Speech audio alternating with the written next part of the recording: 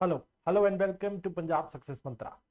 और आज हम डिस्कस करेंगे आर्ट एंड कल्चर से जुड़ा हुआ एक topic. Art and culture, literature, ये देखिए, ये सब चीज़ें जो है ना, ये हमारे जीवन में बहुत ही एक महत्वपूर्ण हिस्सा रखती हैं। और आपके एग्जाम पॉइंट ऑफ व्यू से भी ये सारी चीज़ें जो है आपके लिए इंपॉर्टेंट बन जाती है। ठीक है, एक बार शुरू करने से पहले आप इस शेड्यूल पे नज़र मार लीजिए। मैं एक बार इस सामने से हट जाता हूं और आप इसका स्क्रीनशॉट ले सकते हो। ठीक है, इसमें जो है पूरा शेड्यूल दिया हुआ है कि कौन कौन सी क्लासेस किस समय पे ऑर्गेनाइज की जाती हैं, पूरा इस पे मेंशन है। आप लोगों को चाहिए तो आप ये जो है एक बार स्क्रीनशॉट ले लीजिए। ठीक है, आई होप आप लोगों ने स्क्रीनशॉट ले लिया होगा और हम चलते हैं आज के हमारे टॉपिक पे। ठीक है, देखिए आज का टॉपिक है अंतरराष्ट्रीय साहित्य उत्सव उन्मेष।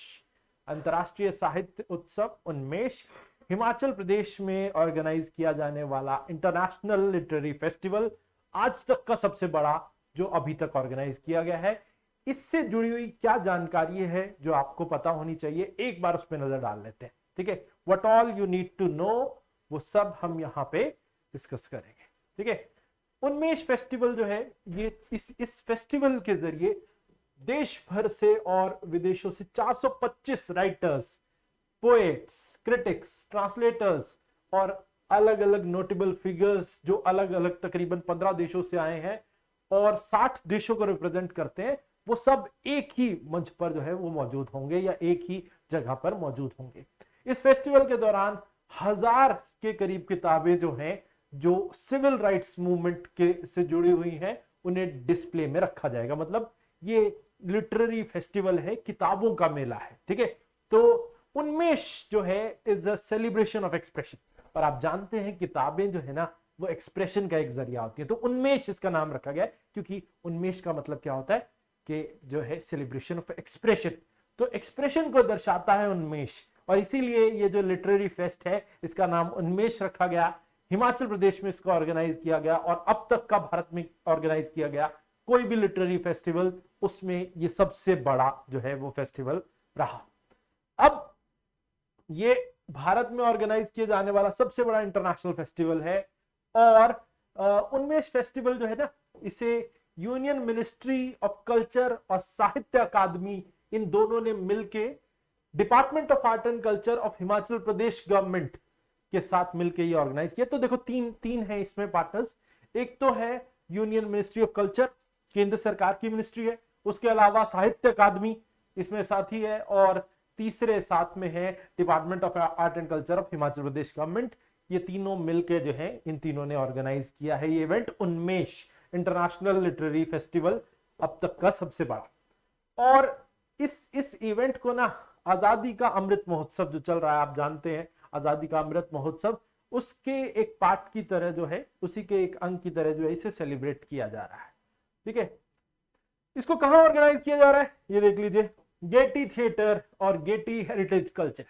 गेटी थिएटर जो है ये एक टूरिस्ट हॉटस्पॉट है शिमला में, और ये रिज पर लोकेटेड है, शिमला रिज पर लोकेटेड है। और ये हब है, कल्चरल इवेंट्स बहुत सारे ऑर्गेनाइज किए जाते हैं हिमाचल स्टेट के यहाँ पर। और एक बहुत ही पॉपुलर स्पॉट है जहां पर बॉलीवुड की बहुत सारी मूवीज और जो को यहाँ पे फिल्माया जाता है, बहुत सारे गानों की शूटिंग यहाँ पे की जाती है। 30 मई 1887 को गेटी थिएटर की जो है वो स्थापना की गई थी, और इसे इंग्लिश आर्किटेक्ट हेनरी इरविन ने डिजाइन किया था। उसके अलावा इसे मेक्का ऑफ थिएटर भी कहा जाता है। तो हमारे देश में जो रंगमंच है, उसमें गेटी थिएटर का जो है उस स्थान जो है वो बहुत ऊपर आता है। तो गेटी थिएटर एक बहुत ही जो है इंपॉर्टेंट प्लेस है जो आपको, जिसके बारे में पता होना चाहिए। और ये लोकेटेड है रिज पे। रिज एक ओपन स्पेस है शिमला में, और यहाँ पर मॉल रोड है, फेमस है अपने शॉपिंग सेंटर्स के लिए। अब एक खास बात, इस इवेंट में सबसे खास बात थी ये मोहतरमा, इनका नाम है गीतांजलि श्री। गीतांजलि श्री जो आप तस्वीर में देख पा रहे हैं इनको, गीतांजलि श्री, ये कोई ऐसी वैसी पर्सनालिटी नहीं है, इन्होंने भारत का नाम रोशन किया अभी। इन्होंने इन्हें मिला है अभी बुकर प्राइज। ठीक है, तो Booker prize, international Booker prize जीता है इन्होंने, उसके लिए जानी जाती है ये। और इन्होंने क्या किया, इस फेस्टिवल में ना इनकी एक स्पीच थी, गीतांजलि श्री की स्पीच जो थी वो एक मुख्य आकर्षण थी इस फेस्टिवल का। गीतांजलि श्री पहली महिला बनी है या पहली भारतीय बनी है जिन्हें इंटरनेशनल बुकर प्राइज दिया गया। इंटरनेशनल बुकर प्राइज देखिए ब्रिटेन में दिया जाता है, और जो ऐसी जो किताबों को दिया जाता है जो किसी और भाषा से ट्रांसलेट करके ब्रिटेन में पब्लिश की जाती है, उनको इंटरनेशनल बुकर प्राइज दिया जाता है। इनकी किताब थी टॉम्ब ऑफ सैंड, ठीक है, इनकी नॉवल थी टॉम्ब ऑफ सैंड, जो एक फैमिली सागा है और तकरीबन 80 साल पहले के भारत की एक कहानी को दर्शाता है। इनकी किताब को ट्रांसलेट किया था डेजी रॉकवेल। डेजी रॉकवेल ने अंग्रेजी में इसका जो ट्रांसलेशन किया था, और उसके बाद फिर ये ब्रिटेन में पब्लिश हुई और फिर इसको एक बेहतरीन पुस्तक डिक्लेयर किया गया और इसको इंटरनेशनल बुकर प्राइज से नवाजा गया है। बहुत बड़ी बात है कि भारतीय किसी लेखक को या लेखिका को ये सम्मान दिया गया। ये है किताब का आप देख सकते हो, ये वो वर्जन है जो पब्लिश किया गया ब्रिटेन में अंग्रेजी में। डेजी रॉकवेल ने इसको ट्रांसलेट किया था। और टॉम्ब ऑफ सैंड कहानी क्या है? टॉम्ब ऑफ सैंड ये जो पुस्तक है इसकी कहानी क्या है? ये 1947 के भारत पाकिस्तान विभाजन की एक घटना के बारे में वो ये है।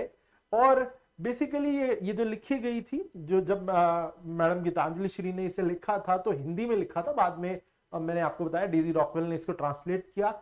और ये एक महिला की एक महिला की कहानी वो इसमें दिखाई गई है, जो विडो है, और उनकी पूरी कहानी दर्शाती है ये एक स्टोरी की माध्यम से। तो जरूर आपको भी ये किताब पढ़नी चाहिए। पूरे देश विदेश में इस किताब को इतना वो सम्मान मिला है, तो आप लोगों को भी ये किताब पढ़ लेनी चाहिए। एक बहुत ही हार्ट वार्मिंग स्टोरी इसमें डाली गई है, ठीक है। तो पहली बुक है जिसे इंटरनेशनल बुकर प्राइज से सम्मानित किया गया फिक्शन कैटेगरी में, ठीक है। फिक्शन कैटेगरी में जो एक तरीके से वो रची जाती है कहानी, तो उस कैटेगरी में इसको रखा गया। अब कुछ और इंपॉर्टेंट वो लिटरेरी फेस्टिवल्स जो भारत में ऑर्गेनाइज किए जाते हैं, उनके नाम देख लीजिए। एक है Khushwant Singh literature festival. Khushwant Singh literature festival भी हिमाचल में ऑर्गेनाइज किया जाता है, ठीक है, लेकिन कसौली में, ठीक है।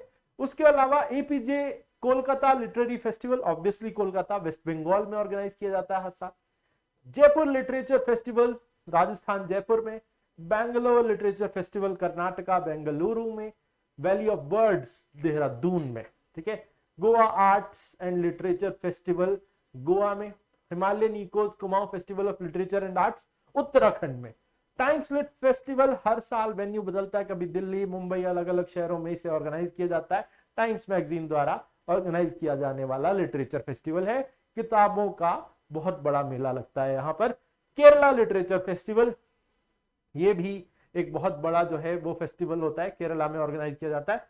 और लास्ट में मुंबई में ऑर्गेनाइज किया जाने वाला Queensland lit forest lit fest literature fest. अब देखो एक बात बता दूं आपको कि इन सभी जो एनुअल इवेंट से भी मेगा इवेंट था ये जो हमारा अभी जो ऑर्गेनाइज किया गया है, ये हमारा अंतरराष्ट्रीय साहित्य उत्सव Himachal Pradesh international literary festival, Bharat का अब तक का सबसे बड़ा। तो सुर्खियां तो हैं, सुर्खियों में मैंने बताया आपको गीतांजलि श्री और उनकी किताब टॉम्ब ऑफ सैंड, ठीक है।